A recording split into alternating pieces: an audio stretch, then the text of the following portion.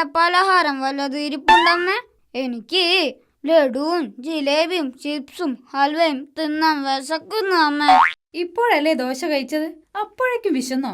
അതെനിക്ക് അറിയാവുന്നത് കൊണ്ടല്ലേ പലഹാരങ്ങളുടെ പേര് പ്രത്യേകം പറഞ്ഞത്. അങ്ങനെ ഇപ്പൊ എല്ലാം കൂടെ വാരി വലിച്ച് തിന്ന് തീർക്കണ്ട. വല്ലവരും വിരുന്ന് വന്നാ കൊടുക്കാൻ വെച്ചിരിക്കുന്നതാ. ഏതെങ്കിലും ഒരു കുടുംബക്കാരൻ കഴുത വന്നിരുന്നെങ്കിൽ കുറച്ച് പലഹാരം കഴിക്കാമായിരുന്നു.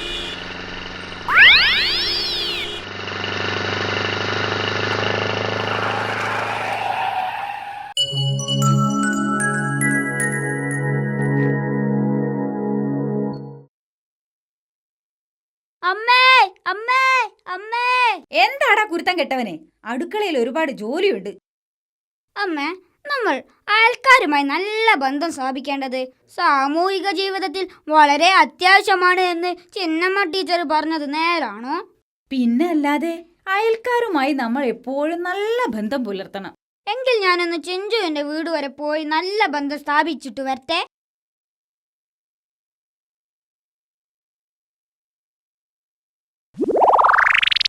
വേണ്ട, ഇപ്പൊ നീ അങ്ങോട്ട് പോവണ്ട.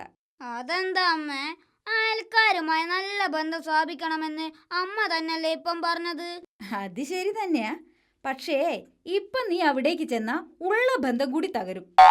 അടങ്ങി ഇരുന്നോണം ഇവിടെ. ഈ അമ്മമാർക്കൊന്നും സാമൂഹിക ബോധമില്ല.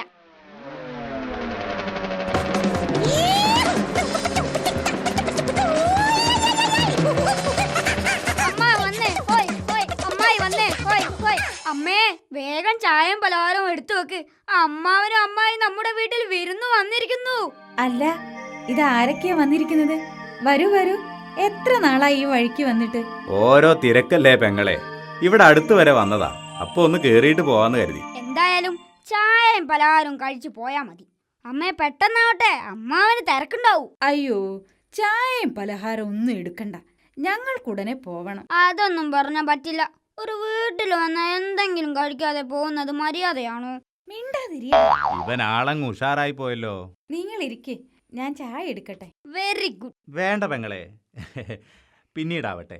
ഇപ്പോ ഞങ്ങൾ ഇറങ്ങുക. എങ്കിൽ പിന്നെ ഞാനെന്ത് പറയാനാ? അങ്ങനെ ആവട്ടെ. അമ്മേ, അത് മര്യാദയാണോ? അമ്മാവൻ അങ്ങനെ പറഞ്ഞാലും നമ്മൾ ചെയ്യേണ്ടത് നമ്മൾ ചെയ്യണ്ടേ?